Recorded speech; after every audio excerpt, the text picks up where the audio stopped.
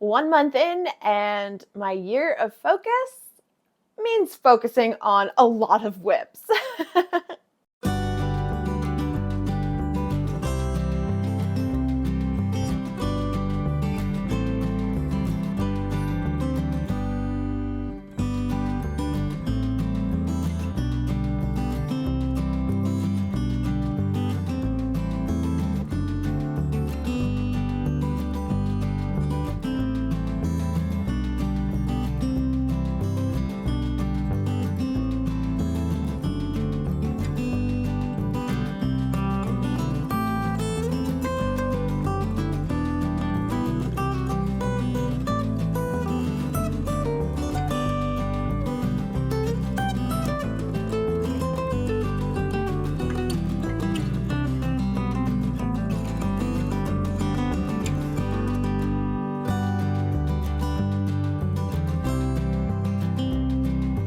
Hi everyone, and welcome to episode 30 of the Knitted by Whitney podcast.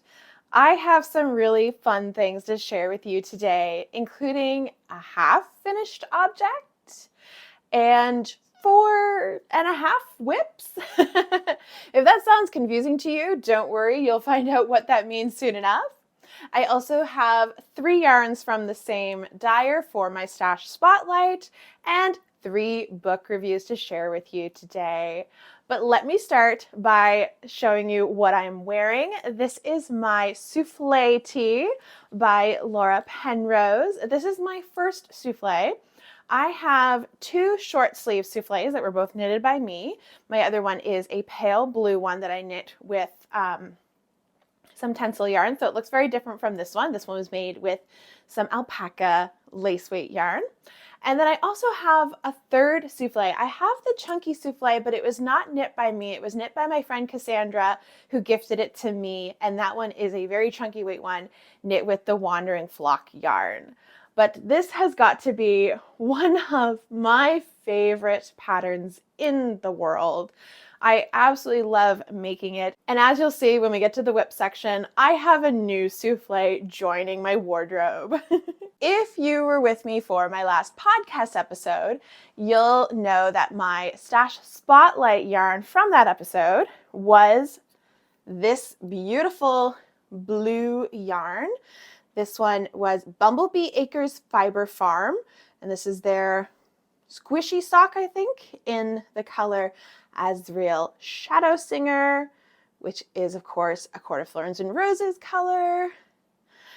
And if you think this looks a little small for a ball of yarn, that's because it's only half of a ball of yarn. I split my yarn into 2 balls so that I could knit a pair of socks. And yes, I did in fact knit a sock. So I don't remember the name of this pattern. That was a mistake on my part, not checking it before I came to record. So I will put a picture and the name of the pattern and designer on the screen, as I usually do. But these were a pair of toe-up ribbed socks. Now the pattern is just a toe-up stockinette sock, but I modified it to have a ribbed top of the foot. I think this is called the instep. I'm really not quite sure on the sock terminology. So I did ribbing for the top of the foot, and I kept the sole of the foot in stockinette. I did a ribbed cuff all around. This is 2x2 rib, including on the top of the foot. And I did a heel flap and gusset heel construction. And this heel is done with slip stitches. See if I can get that to focus. I think that's focused there. Yeah. And do I like knitting socks now? Jury is out, because I can understand why people like making these. I'm very glad that I chose a DK weight sock, not a fingering weight sock, so it did go faster. There are elements to this sock that I did quite enjoy doing once I figured them out, But in general, it's still really fiddly. And I don't think that I would do something like a sock as a carry with me anywhere type project. I know a lot of people like doing socks when they are commuting or when they are waiting in line. To them, this is their easy pick up and go project that they don't need to pay attention to. Maybe it's because socks are still new to me that I didn't quite get that same experience. But my preferred style of pick up and knit project is a hat, and it's still a hat. I am going to do the second sock because I think it would be such a shame to only have one sock. These were actually made for myself, and I chose the size that was supposed to fit me based on the measurements, and it does fit me, but it's loose. I would wear these like slippers. I'm not going to do the whole put it on my foot and then do some acrobatic moves to show you it on my foot. I'm going to give you a picture instead. And that involved enough acrobatics to try and get that photo.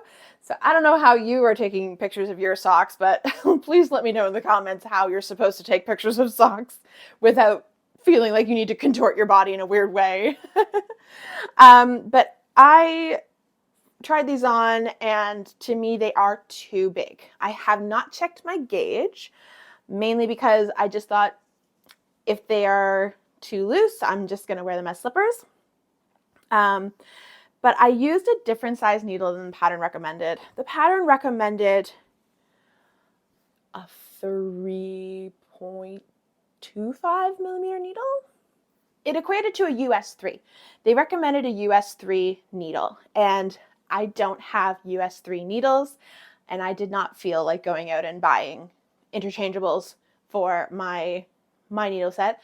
In fact, I don't think I can get a size 3 with my set because I have Knit Picks needles, and I don't think they go down to that size in the stainless steel. They probably do. I'm probably just not bothering to look. But I didn't want to go down to a smaller needle size. Also, I don't like knitting very tight gauges. I find that's very hard on my hands.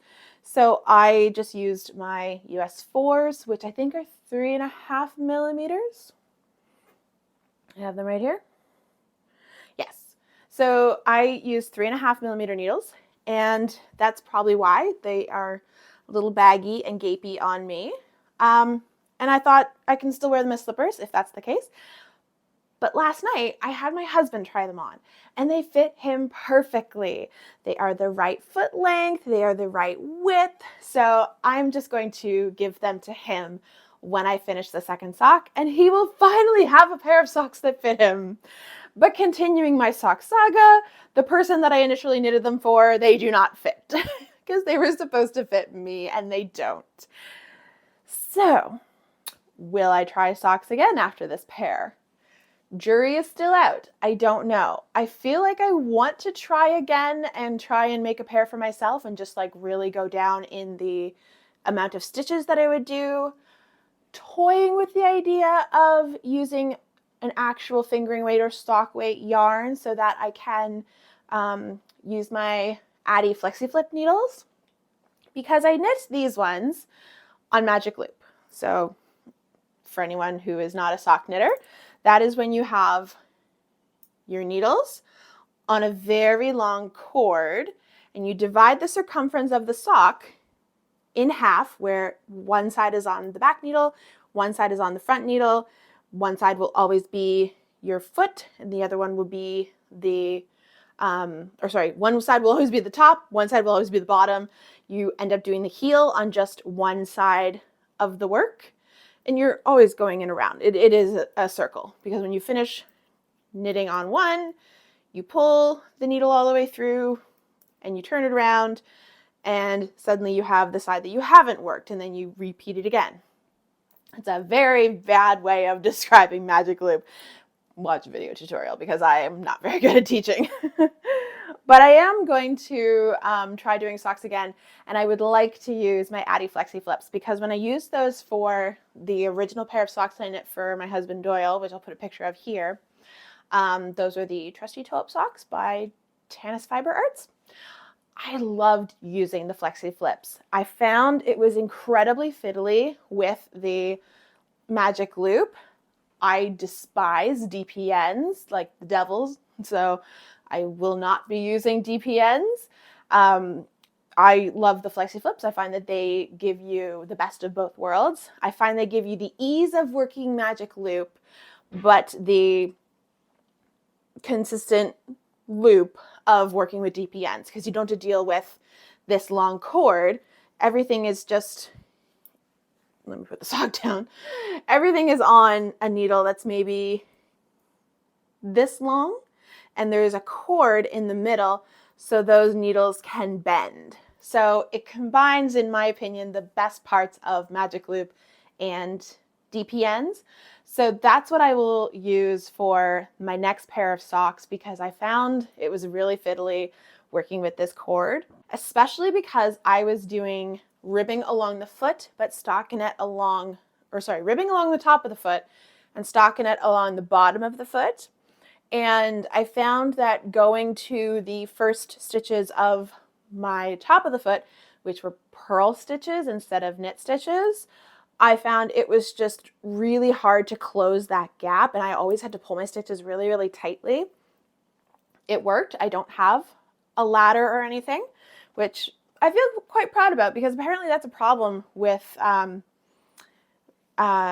socks that are knit on magic loop. Here is my end, and I don't have any laddering, not even down at the foot. I do, of course, have the stereotypical hole of where you join your heel, but I don't have any laddering going down here, which I feel quite proud about. Let's talk about the heel, because this is a free pattern. It is recommended as a beginner pattern for someone who is brand new to socks.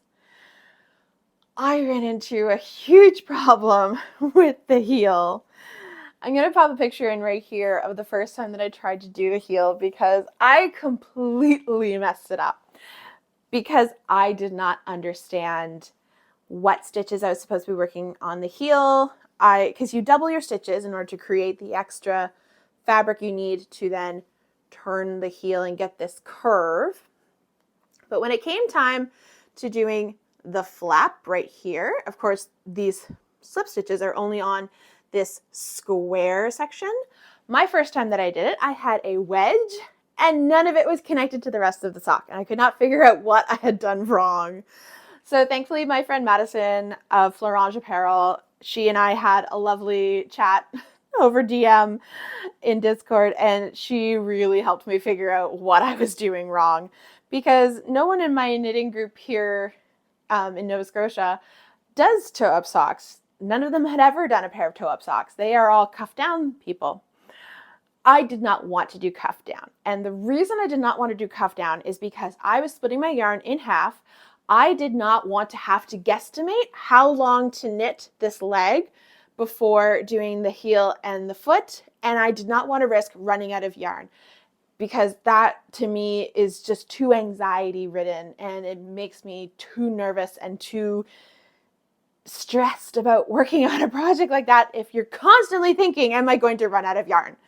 So that's why I like toe up, because I can just knit until I run out of yarn, and this is legitimately all that I had left of my tail.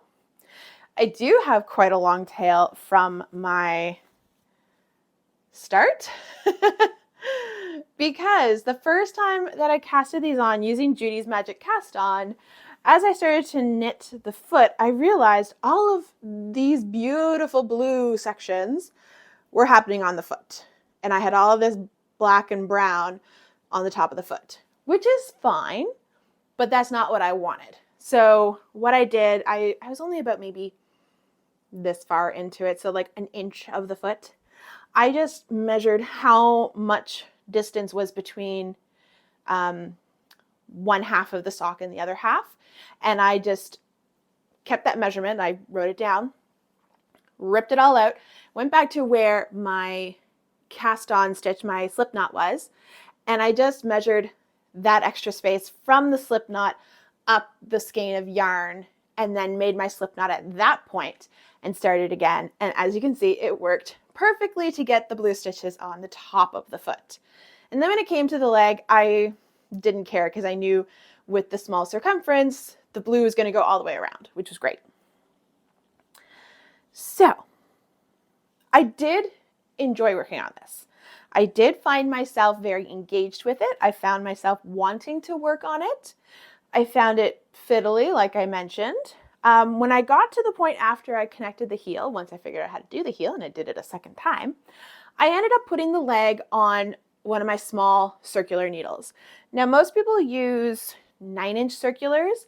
I find those incredibly hard on my hands. I have 12-inch circulars. So these are Chow Goos. These ones are the same size as my magic loop needles, 3.5 millimeters.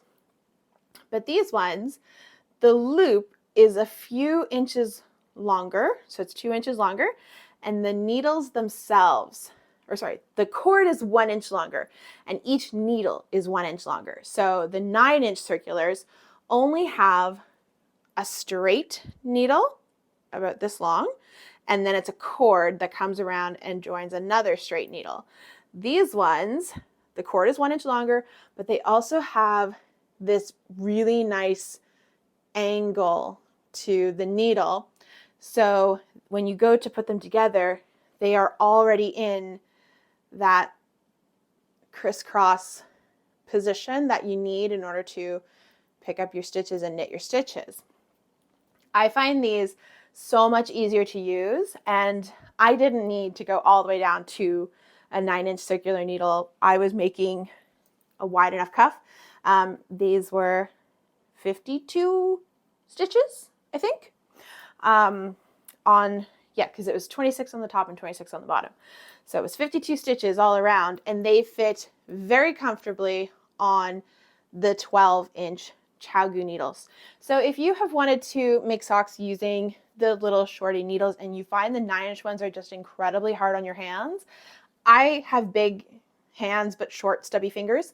I inherited my dad's hands, so I have short sausage fingers, but my hand itself is only a small hand. My hand is a large hand, but my fingers are kind of short and stubby. But I find holding the 9-inch ones, I can't even put all of my fingers on the needles. I'm doing it kind of like this, and it's incredibly uncomfortable for me, and it just makes my hands cramp immediately. Try going up to the 12 inches. You might still be able to get your circumference on these, and I really find that this bend in the needle makes a huge difference for closing up that circle when you're knitting on a small circumference. I never thought that I would spend this much time talking about ways to knit a sock because I never anticipated that I would be sharing a sock project like this on the podcast, but here we are. So this is both a finished object and a whip because I only have one sock done, so that's the half finished part, and then it's also half of a whip. The rest of my whips are all sweaters. I am back in my comfort zone because sweaters are what I like to make. Starting with my Bibliophile 2. And this is one, I'm going to put it on as well, but I just wanted to hold it up because it just looks so pretty in this winter sunshine. And I love this whip so much. Let me put it on. I don't think I have a place that I can hook up my new lapel mic on this sweater because the collar comes up quite high. So I'll just try and hold it. When I showed this off in my last podcast episode, I had just finished the yoke increases and I was ready to split for the sleeves, but I hadn't done that by the time of recording. I have done that now, so you can see that I do have about an inch of body. I can stand up a bit. There we go. So I have this one little inch of body done. I have no yarn left going on the body, and that's because I am going to be joining a new ball of yarn after I knit the sleeves. So I know that sounds counterproductive, but that's how I like to do my sweaters for the most part, other than my souffle coming up in a bit.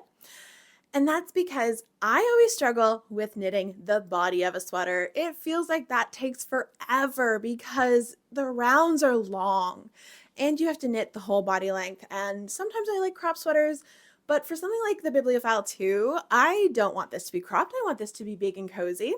So I'm going to be knitting for a while. So I like to get the sleeves done first because that way it makes it feel like half of the sweater is done. And it kind of helps me power through the body, knowing that the sleeves are done and that body is all that's standing between me and this sweater being done. So that's what I'm going to do next, although this project has kind of paused for a little bit because I have some other things that I'm going to be working on. My podcast episode for March is going to look a little different because I am doing Frog It, Fix It, Finish It February. And I'm going to be spending a lot of my time in February working on some projects that needed a little TLC. And that video is already posted, so you can check that out if you want. I'll link it below.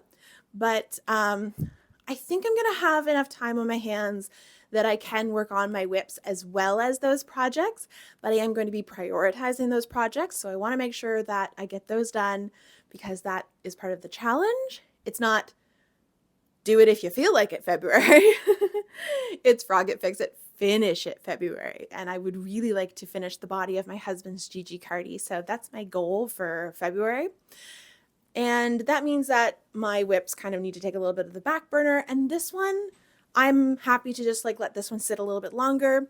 I know I said in my last podcast episode I would love to take pictures of this in front of a snowy background because it's these really beautiful winter pastels. I think I'm okay waiting to have this one until spring because I really want to get my other ones finished first.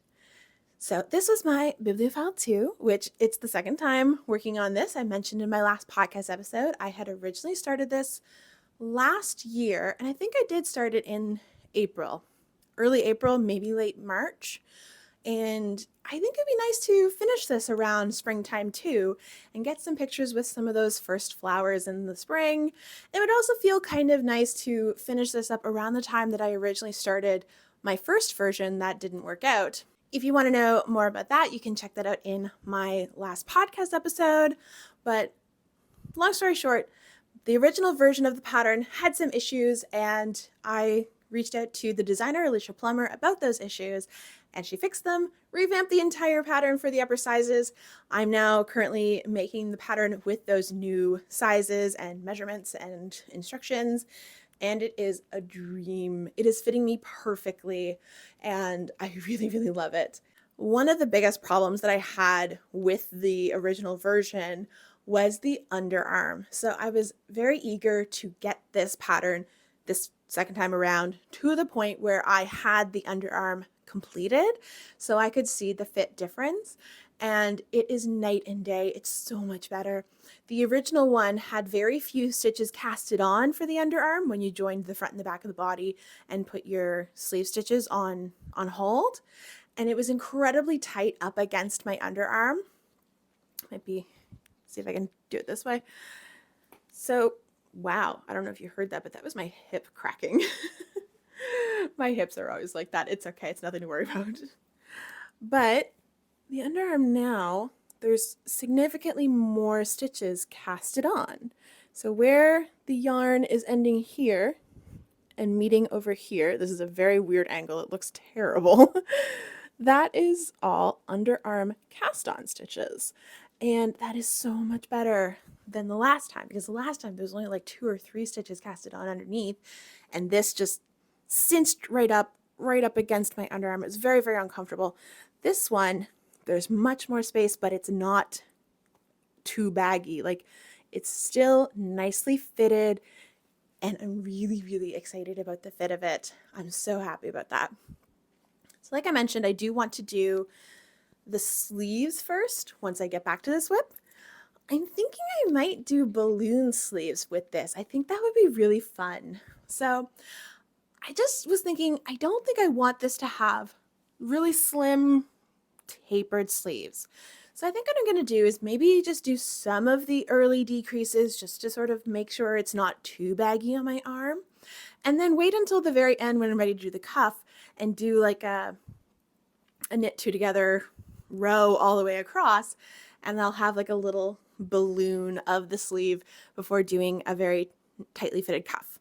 That's my plan, at least. So I won't be able to show you that for quite a while, but I did want to show you the underarm and how that had been fixed and how happy I was with this project. Also, I'm still undecided about whether or not I want to take back that extra half an inch that I had done on the neckline. I think I want to wait until I have the whole sweater done to see if the weight of the sweater will pull it down at all. It does still feel kind of high, but is it cozy high or is it uncomfortable high? That's what I'm still trying to figure out. And this is my souffle. You'll notice that the neckline looks a lot lower than my navy version that I had on earlier, and that's because I haven't done the I-cord trim yet. I have ordered a mini cordsmith, which is a smaller size than the original one, and I want to try out both sizes to see which one I like better for the size of I-cord that I want going along here. However, shipping to Canada is very expensive for the cordsmith. It is for any American products, and it's just going to get worse if you've listened to the news. But my parents are currently in Florida, so I had it shipped to them, and they'll bring it back for me, but they're not coming home till April. So I'll have to wait until April to do the neckline here. But I have done quite a bit more than I had the last time you saw this. Let's see if I can gracefully kneel on my bed. But here we are. I have quite a bit of the body done. I think I have stitch markers on this side. Yeah, it's a little awkward to show, but I think I have 1, 2, 3, 4, 5 inches of the body done, and I'm very happy with that. I think the pattern recommends double that, maybe more. If I remember correctly, I think I did 13 inches for my navy version and my blue version, so that's what I'm aiming for. But I'm so happy with this. It's turning out exactly how I hoped. I'm so excited. I'm feeling pretty confident about my yarn usage too. Hopefully everything will go fine. I forgot to mention something the last time I talked about this in the podcast, and that is that I did something a little differently with this one that is not available in the pattern. I was chatting with Laura, the designer. She's one of my friends, and she has written up some untested short rows for the souffle because she knit herself a souffle for Christmas. I don't think she has finished it yet, but her plan was to do an update to the souffle pattern, including these short rows, because she was also changing the neckline a bit, because this one is the sheer neckline with the I-cord edge, and there's, I don't know if I can angle myself in such a way that you can see, there is a keyhole back. If that looked absolutely ridiculous, I will be cutting it from the video. But I was talking to Laura about her experimental short rows that she was doing, and they're very similar to the ones that she did for her Maxine sweater, which is a circular yoke colorwork sweater. And I said I didn't mind trying them out in my long sleeve version because she knew I was currently working on this one and I hadn't finished the yoke at that time. So she wrote me up some experimental short rows to do with this, and I did them. And I'm feeling pretty good about them. The purpose is to raise the back of the neck so that it fits better and it doesn't come up so high on the neck, because I find particularly with circular yoke patterns, if they are not done in a way that creates a difference between the back of the neck and the front of the neck, you're constantly dealing with this issue where your front is constantly like right at your collarbone. And that is something that I kind of struggle with the souffle, not so much with my navy version, but definitely with my pale blue version. I'm always tugging it down from my neck, and then I'm also pulling it up because I knit that one with tencel yarn. It doesn't have the same memory as mohair, so this ruffle is a little lower than I would like.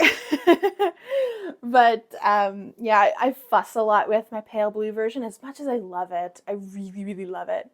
I don't think that I can fix that issue, and I'm not looking for suggestions. It's okay. I fuss with it, and I'm okay with that.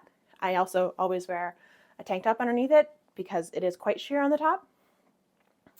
So I was very excited to try out some short rows for this one. So the lower neckline of this one might not just be because I haven't finished that I-cord edging yet. It might also be because of those short rows. And I'm very excited to see how this will look in the end. And I think it's going to provide a really nice fit for me. And hopefully Laura will get those instructions into the souffle pattern at some point. But as of yet, they are not available. Just a reminder, for this one, I am using Sugarbush Yarns Drizzle in the color Puddle Pink for my mohair, which is a discontinued yarn. The company is no longer around, so you can't get it anymore. And for the body, I'm using one strand of that drizzle, held with 2 strands of Trailhead Yarns Cabotrail, which is 100% tencel yarn. And then my ruffle is done with Knit Picks Aloft in the color Blush. Things might look a little different on the camera because I kind of moved my tripod and I changed the height because I realized I was struggling to show off the bottom sections of my sweaters, and this is one that you definitely need to see the bottom because I have done some of the color work on my Kerr sweater. I am so happy with this project. I started this project December of 2023.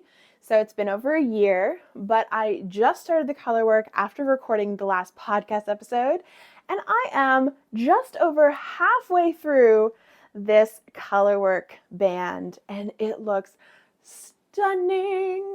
It is everything that I had envisioned. It's exactly what I wanted with this really bright winter white and this beautiful bright blue.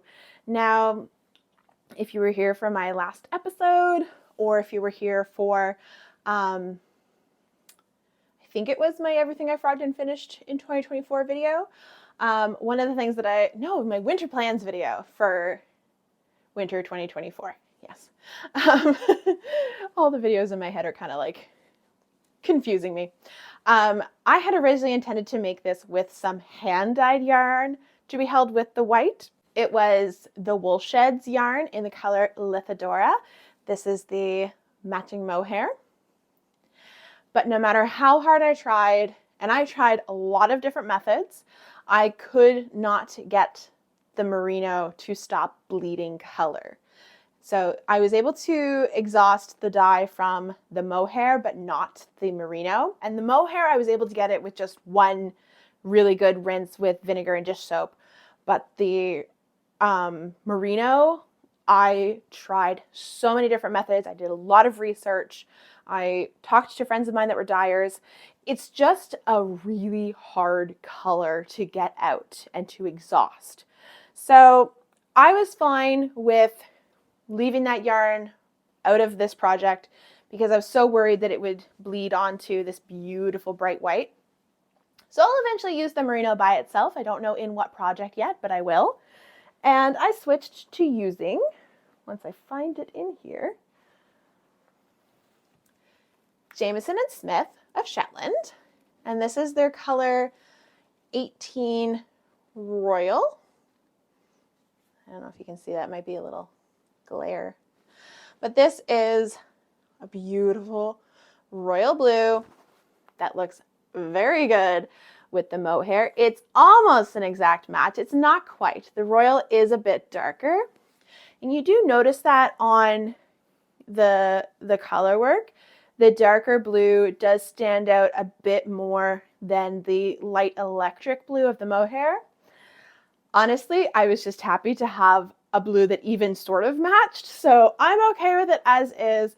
I think it's absolutely beautiful. It's still giving me the same effect, and I'm absolutely loving it. This is a very intuitive colorwork chart to follow. There are very few sections where you need to catch your floats. I think there have been 3 rows so far. My next row that I'm going to do is another one where I need to catch a float every repeat of the pattern. But it's, for the most part, the lines where you need to catch a float, it's just one that you need to catch. There's only been 1 row in the entire colorwork pattern where I had to catch a float more than once in a stretch of one color. And I can't even remember which row. Oh, there it is. This section right here, there's just a lot of white stitches. So I did have to catch my my blue a couple of times, but honestly, it was fine. It was easy. And this particular colorwork pattern has been really good with keeping my tension even. It's been a really easy one to follow. And I really appreciated that because I'm still relatively new to colorwork. I've only done 2 colorwork projects, one of which is my Into the Woods jumper, and the other one is my Estrella sweater. Estrella, I bit off more than I can chew, and I don't recommend jumping into a pattern that complex if you're a new colorwork knitter. I was just determined to have it done for my engagement photos in 2023, but I made mistakes and I learned from them, and I'm very happy with this one. I also chose a size that is more positive ease. I forget which size that I'm making of this, and I also took the advice of Caroline of Caroline's Knits. She tested this pattern. She used the same size needle for the stockinette section and the colorwork section, and she found that her colorwork band is more constricting than the stockinette section. So I went up a needle size for my colorwork. You can tell just a tiny bit that this looks a little bigger than this section. I know once I block it, that's going to even right out, and I'm not going to have this kind of balloon effect and then this constricted section. It's all going to even out, and that's because I did go up a needle size for my colorwork, and I'm really glad I did that because it makes it a lot easier on my hands. I am using a 4mm needle for yes, I'm using a 4mm needle, which is US 6 for the stockinette section. I'm using a 4.5 US 7 for the colorwork, and that's exactly what I needed to just have that same element of stretch. You can also tell that, yeah, the stockinette's always going to be stretchy, but even the colorwork still has give to it, and I am so happy with the evenness of my floats. If I pull it up and do it like this, you can see the back of that design, and everything is so neat and even. Oh my gosh, this has just been such a joyful project. I only work on it at home because I have my colorwork chart on a little document stand, and I have these magnetic rulers from Clover that go onto your pattern, and because I use paper patterns, and it highlights only that one row of the colorwork chart that you're working on. Oh my gosh, so helpful. Before I got these magnetic rulers, I was using Post-it notes, and I would do Post-it notes to cover the row below, Post-it notes to cover the top above, and I would have to change them each time I finished a row, which, to be fair, I do also need to move the magnetic ruler each time, but I'm not wasting Post-it notes, and I'm not needing to move multiple Post-it notes that are covering the whole chart. I just have this one ruler that I go up by that one row each time I finish a colorwork row. And this project got me back into, or got me into for the first time properly, audiobooks. And one of my books that I have to share in my book reviews this episode is an audiobook. And I have to say, I had a great time working on this project while listening to an audiobook. My last episode, I had also listened to an audiobook. I listened to a Christmas audiobook, and that one was when I forget what I was working on when I was doing that.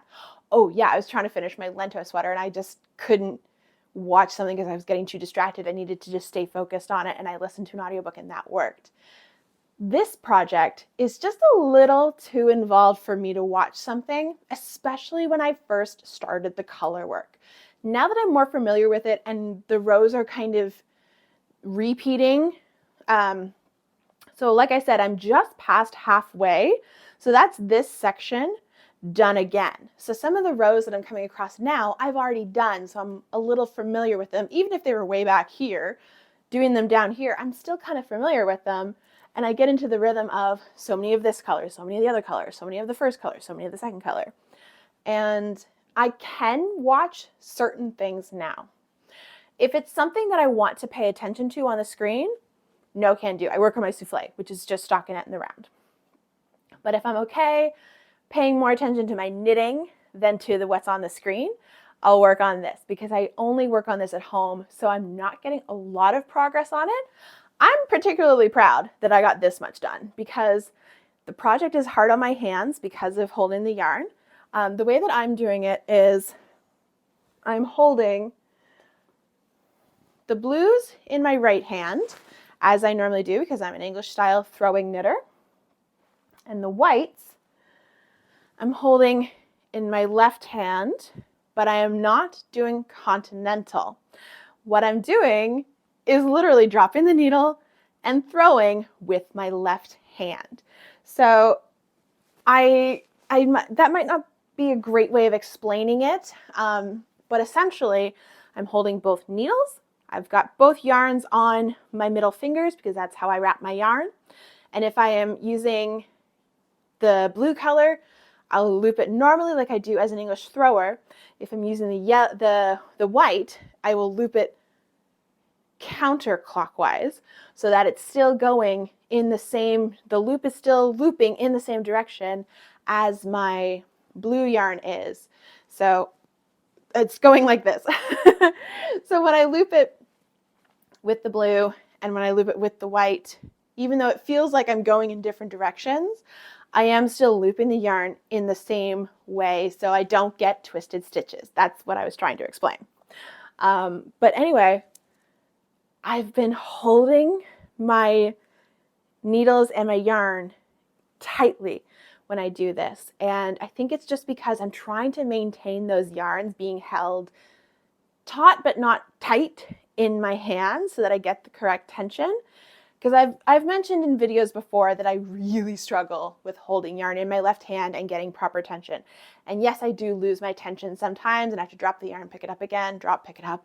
So I'm doing this a lot when I knit this project. So my hands are getting quite a workout. So I don't think I've done more than 5 rows at a time of this color work because it is so hard on my hands. But it's coming along so nicely. I love it so much. I haven't decided yet if when I finish the color work on the body, if I will continue to knit the body in stockinette or if I will go to the arms and get the color work done on the arms. So I don't know yet if I want a break from the color work and just work on stockinette or if I want to do the color work chart while it's fresh in my mind. And I'm kind of leaning towards that option. But hopefully the next time I show this in the podcast, I will have the rest of this color work done and I'm just going to be pleased as punch when that's done. So hopefully I'll have that to share with you in the next episode. You may be thinking, those are all the whips that you've already seen. What else could I have to talk about? I have a new cast on. And this is with yarn that is very kindly gifted to me by my friend Madison of Florange Apparel, who is currently doing a Shrek yarn collection. I'm going to put a photo right here of her colors. I absolutely love them. And if you are also interested in the Shrek yarns, I'm going to link her Etsy shop below in this description box. However, at the time that this video is coming out, if it's going to come out the day that I think it is, there's only going to be a day, maybe 2 days before the pre-order closes. So the pre-order closes at midnight Eastern Standard Time on Saturday, February 7th. So if you're at all interested in the yarn and that time and date has not passed yet at the time that you're watching this video, please click the link below and shop some of her yarn because it is stunning yarn. So Madison and I are friends over on a Discord server and we have gotten to know each other, and she very, very, very kindly offered to send me some of the Shrek yarns in the colors of my choosing. And I chose Dragon's color, which is, of course, you're a girl dragon, and Donkey's color, which is, in the morning, I'm making waffles. And I have started a Tolsta tee. And if you know the Tolsta tee pattern, you know that it is kind of a blank recipe t-shirt pattern that you can play around with. There is a reason why I'm not currently wearing this whip and why I won't be wearing this whip in this particular video. And that's because I have already blocked the lace section, but I have not blocked the striped section, so it looks a little weird when I try it on.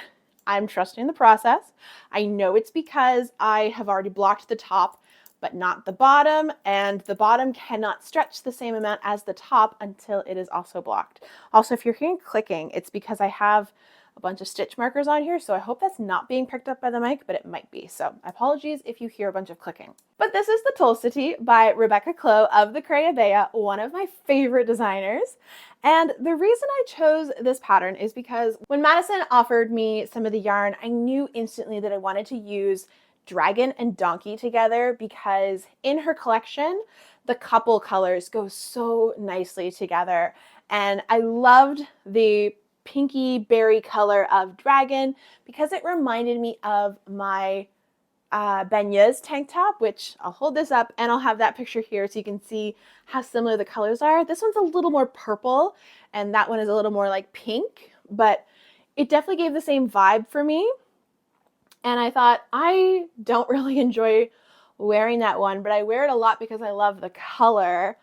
I want to use Madison's yarn to make myself something else in that color that I can wear instead.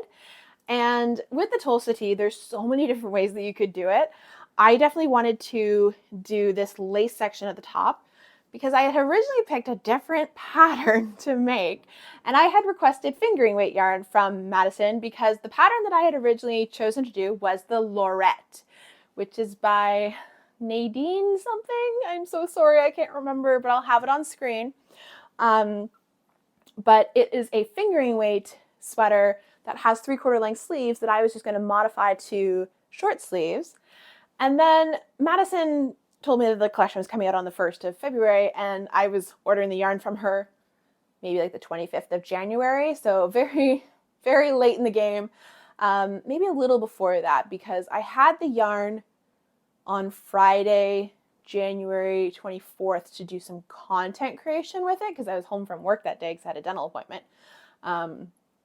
But I did my video content on that day, and I just remember loving the colors in the light. And I originally did want to do the Lorette, but I thought I want to be able to show this off when the collection is live.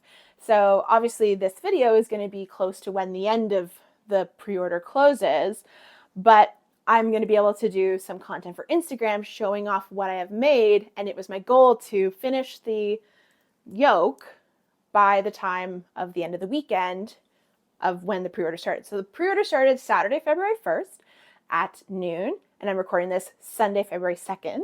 So I'm hoping that I finished the first set of yoke increases. I still need to do the bust increases because I'm doing the version of the Tulsity that has the bust shaping. And I might just like take pictures of it as is because it does hang really nicely on a hanger. It does look a little silly because the lace is already blocked, but the lace is from the Lorette pattern. So I have Frankensteined these two patterns together because as much as I loved the Lorette, it was knit in fingering weight on size 3.5mm needles. I wanted something faster. So I'm holding my yarns double. So these are fingering weight held double to get DK gauge. I am using 5mm needles, US 8s, and it is going swimmingly. It is a fast knit. It is a slightly open-ish gauge. Like you can see my fingers move behind it, but I've picked a size that's going to give me a little bit of positive ease, so I'm not concerned about it being see-through. It's not at all like my husband's Gigi Cardi. It is a nice loose gauge on the 5mm needles, but it's not loose, like it's not overly loose. It just gives it a nice drape, which I think is great because these are 100% merino yarns. And I really like having a bit of drape, especially with the lace. I really wanted the lace to open up, which is why I blocked that and then did the stripes because I knew I wanted to test out if I had done the right sizing calculations and cast on number to Frankenstein these two patterns together. It was not easy. It took me, I think, an entire evening plus another like lunch hour at work to figure this all out. But I did, and I did an initial try on of the lace yoke before I started the striping raglan section. Perfect fit. And I think this is actually going to solve one of the problems that people have with the Tulsa tee. A lot of people don't like the really wide neckline. I have done, this whole lace section is maybe 2.5, maybe 3 inches longer than what I would have done from the cast on to this point. So all I have done that is different from the Tulsa to include this lace section is I started off with a smaller number that by the time I got to the end of the lace pattern, that repeating number was as close to the size that I needed to make to fit my bust. So the Tulsa tank, you start with the ribbed collar, then do short rows, and then immediately start your raglan increases. So what I've done, I have done my ribbed collar, and on the back, I have done short rows in that ribbed collar. So the ribbed collar is longer on the back than it is on the front. And then I have done about 2.5 inches of lace knitting, and then immediately gone into my raglan increases. So I'm doing size 6, I think. It equated to a 52-inch bust, I'm pretty sure, and I am following the D-cup bust shaping instructions. So there are 3 options for bust shaping. There is, I think it's B, D, and F. You would choose the B if you have a difference from your upper bust to your full bust, I think of up to 2 inches. And that is also the instructions that you would follow if you want a more streamlined fit, like if you are non-binary or if you are masculine presenting, that would be the one that you would choose. D cup is, I think, 2 inches to 4 inches, and then F cup is 4 to 6 inches, difference between upper bust and full bust. For me, I have a 4-inch difference from my upper bust to my full bust, and I chose to go with the B cup because I know I'm adding length with this lace section. So I chose a size that would already be getting me close to my full bust because I didn't want to run the risk of choosing the larger bust size, having this extra length from the lace section, and then having a yoke that fits too deep. I really was trying to avoid that. And I won't know for sure if I've made the right call until I join the body and put my sleeves on hold, which I'm close to doing. I think I still have, another repeat of my striping sequence to do with just the bust increases to the raglan. Then there's another section that's just all the normal raglan increases, but I'm going to try on this after I finish just the bust increase section and see if I like the depth of yoke at that point. And if so, I'll just add those extra stitches when I split for the sleeves and the body if I need that extra girth. I think I'm going to be okay because I've chosen a size that will give me around anywhere from like neutral to 2 inches positive ease. It really is going to depend how this works out when I reach that split of the body. It's kind of a fun experiment. I'm a little excited because it's making me feel kind of like a designer, but also not with all of the stress that comes with being a designer. I'm just modding something for myself, which I don't do all that often because I don't usually feel confident enough to do it. So I'm really excited that I've done it with this project, and I'm really happy with how it's turning out. And that's making me even more excited to work on it. So, like I said, I was hoping to finish the raglan by the end of the weekend. I might not get the entire raglan done. I don't think I'm going to be able to split for the sleeves by the end of the weekend because I'm recording this Sunday afternoon and I still have to do household chores. I need to do meal prep. I need to get the laundry done. Like, you know, all the household stuff that you got to do on the weekend. This is why we need 3-day weekends every weekend. I need more knitting time. But anyway, that is my Tulsa tee. That is Frankenstein with the Lorette sweater. And I love this whip. It's going so great. And I love these colors. I forgot to mention, my striping sequence is 6 rows of the pink, 2 rows of the gray. And I chose that based on Rebecca's sample, her striped sample. I think hers might be 7 stripes of white and 2 stripes of navy. It was hard to tell because I couldn't blow up the picture big enough to count the stitches, but the raglan increases that I need to do is a multiple of 8. So I have chosen a striping sequence that is a multiple of 8, just to make my life as easy as possible. But there is my Tulsa Lorette tee. Before I move on to my next segment, I do just want to show you these colors up close. So this is, of course, your girl dragon, and this is in the morning, I'm making waffles. And I just love these colors together. And donkey in particular is just a beautiful color. Definitely one of my favorite neutrals I think I've ever seen.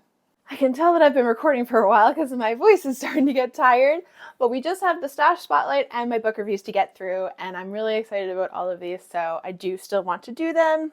If you are a Canadian or American viewer, you might be aware that there is currently a situation brewing economically between Canada and the US.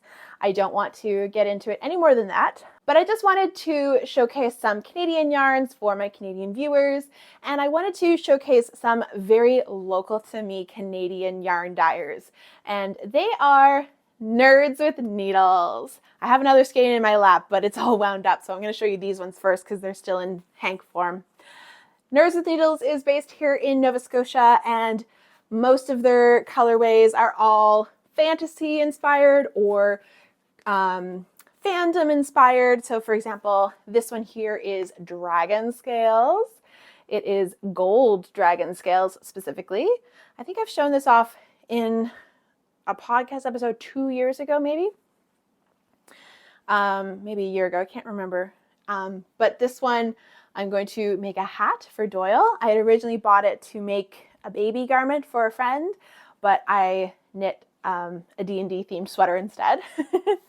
And I got that one last year at HalCon, I think, maybe 2 years ago. 2 years ago, I think. And then this one is Pixie Dust, which of course, Peter Pan. And this one I got this past year that we went to HalCon. It's always in November.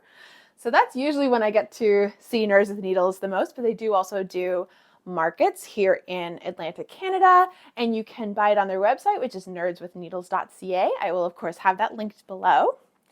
So I don't have a plan for this one. I'm toying between doing some fingerless gloves or a hat for myself, and I would like either option. I just haven't decided, so I'm happy to leave this one in the stash for a little bit longer.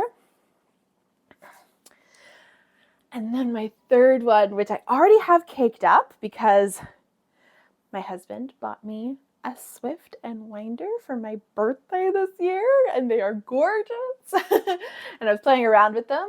The Swift we had some issues with, but the winder works great. So I will keep you informed of that. But this one is on their sparkle base. And I still have the tag in the ball band. It is, this is their extra fine Superwash Merino and Stellina base. I don't have the name of the base on here, but the color is Earth Magic. And this one I am going to be doing something really cool with. I'm going to be doing a pattern called Geode, which is a pattern specifically designed for fingering weight yarn that has at least 2 distinct colored sections. So what I mean by that is when you open up your hank, if one section is one color and the other section is another color, this could also be named as microstriping yarn. So if you're doing socks, you'll get micro stripes. But this particular yarn goes from copper to teal, and then back to copper and back to teal. So it's not exactly the way that it needs to be for the Geode pattern. The Geode pattern recommends having a hank of yarn that one whole side is one color and the whole other side is another color. But I did see examples of this pattern done with yarn that had more often changes. But I'm going to put up a picture of this pattern because it's just incredible, because it's just a simple cowl pattern where one of those dominant colors is knit in 4x4 ribbing and the other color is knit in seed stitch. You can, of course, buy the pattern from the Expression Fiber Arts website, but there's also an accompanying YouTube tutorial that, if you are a confident enough knitter, you can get by with just the tutorial. But that's what I'm going to do. I'm just going to follow the video tutorial to use this Earth Magic yarn to make the geode cowl. And I just think it's going to be a really fun way to use yarns that have this distinct variegated color pattern. And I think it's going to be so beautiful, and I'm really excited about it. I think I'm going to do the teal for the ribbing sections and the copper for the seed stitch sections, just because I think that'll really make it look like a blue rock with copper hiding inside. I'm so excited. I'm so glad I found that pattern. It's such a cool one to use for variegated yarns, and I think it's gonna be so cool. And now for some book reviews. I have 3 books to share with you. I'm gonna try and go a little quickly because I've been talking so long. My first one that I want to talk about is Dangerous Assassin. This is a book written by Elizabeth Wheatley that was gifted to me by my best friend Molly. We always exchange books each holiday. I mean, like holiday, Christmas, and Hanukkah. I don't mean every single holiday throughout the year. That would be quite expensive, but also very fun. But we always gift each other books and we inscribe them inside. And I was so excited to open up this book because for the past couple of years, we've kind of missed the mark a bit in the books that we bought for each other. And I don't know yet what she thought of the book that I got her because she hasn't started it yet. But I started this one almost right away because we've been following this author, Elizabeth Wheatley, on Instagram probably for 4 or 5 years. We found her through one of her reels that she does, and we learned that she wrote this book, and now there's a whole series. It's a 5-book series, I think, with a 6th book that is kind of a tacked on book at the end. It's not about the 2 main characters that the books start with, but it's with one of the main side characters and his journey, but it's still in the same world. It's just not part of the core series. But anyway, I started the first book and I went through it really quickly. It's not a very long book. It is about, it looks like it's long because there's a novella at the end, but it is only 276 pages. So this whole section at the end is a novella that covers a little period of time before this book starts. But I loved this series. It is definitely not a very spicy series. There are no spice scenes in this book, but some of the later books get spicy. This is a story of 2 people who are cursed and get into a bit of an arranged marriage to hopefully solve each other's curses. So the main male character is Dandrith of the title. He is cursed to be inhabited by a demon. So he has a demon in his head, but he still has control over himself. But sometimes the demon can claw back control, but he's usually really good at keeping it under control. Amira is kind of like an Ella Enchanted character where she has been cursed to obey one person. So not quite as bad as Ella of Frel, but she has been cursed to obey one person, and it is her father.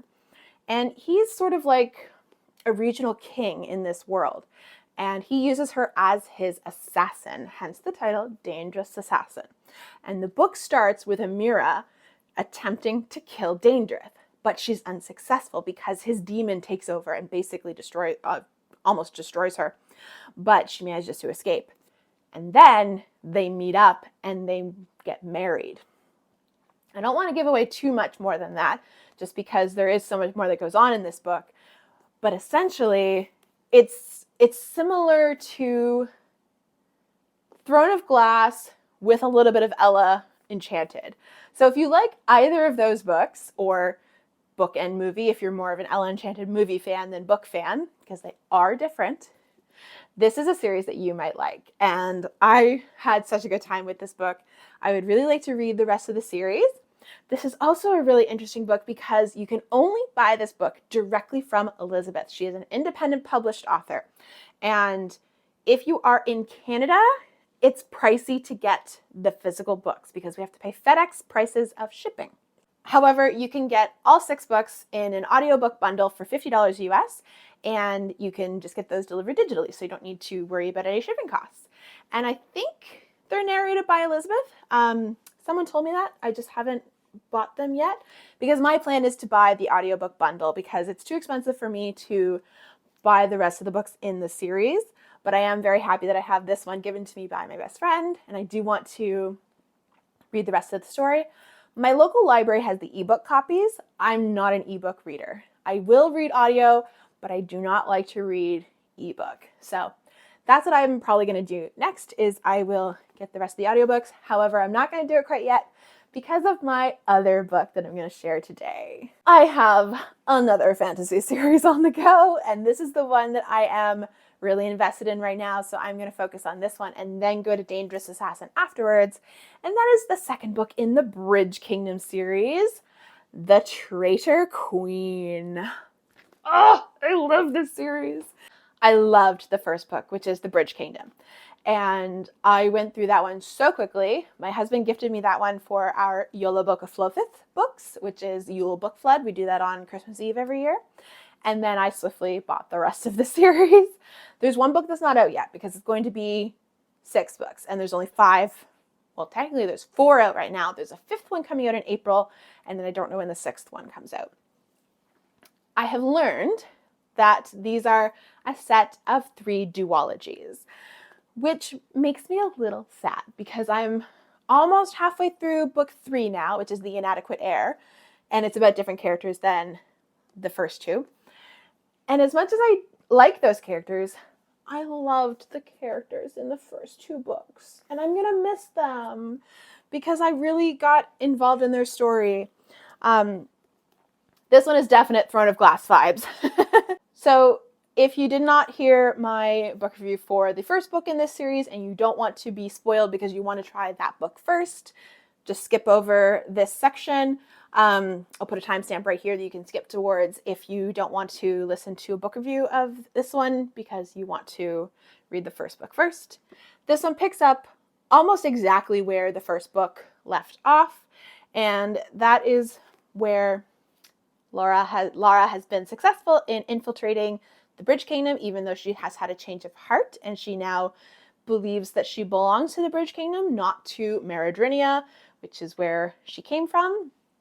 Her father trained her and her sisters as assassins, and Lara faked the deaths of her sisters so that she would be the one taken and given in marriage to the king of the Bridge Kingdom, Aaron.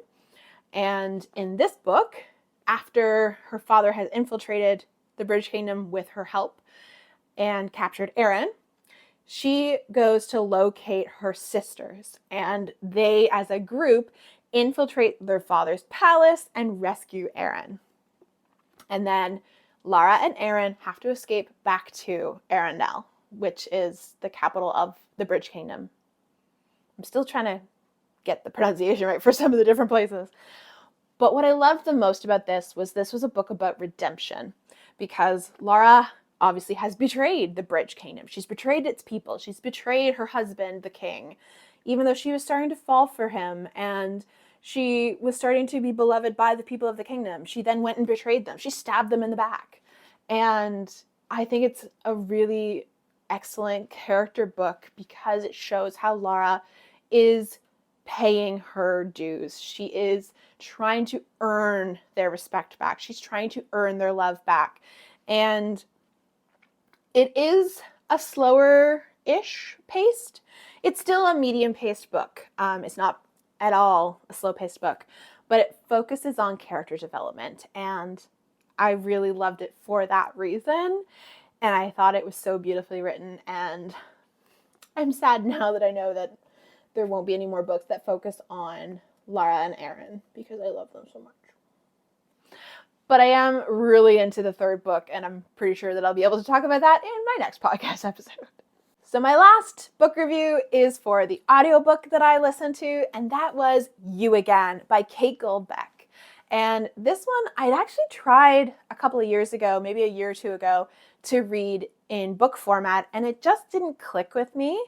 But when I was looking for an audiobook to listen to while working on my Kerr sweater, it was one of the ones that was available now from my local library, and I decided to try it again. And boy, am I glad that I did, because this book is When Harry Met Sally for a New Generation. It's about two people, Ari and Josh, who happen to cross paths a couple of times, and they never get off on the right foot until the time that they do. And it's really neat because you see them grow up in the first, like, maybe a couple of chapters, because it jumps time pretty quickly at the beginning, and then the bulk of the book is that time that they meet up again and they're in the right headspace to get together. And they get together as friends first, and then they have to sort of work to make a relationship work. And the reason I loved this book is because this book is all about their flaws. And it was just so interesting to see how they were being held back from having a relationship together. And it was honestly really, really well done. So there's great representation in this book. There is LGBTQ representation, there is BIPOC representation, there is Jewish representation. I was really happy to see such a nice cast of characters, and I really loved how there was just as strong of a bond between the friendships in this book as there was in the romantic relationships. And it was just so lovely to see, because that's one of the things that I love the most about When Harry Met Sally, is that the friendships are just as important as the relationships.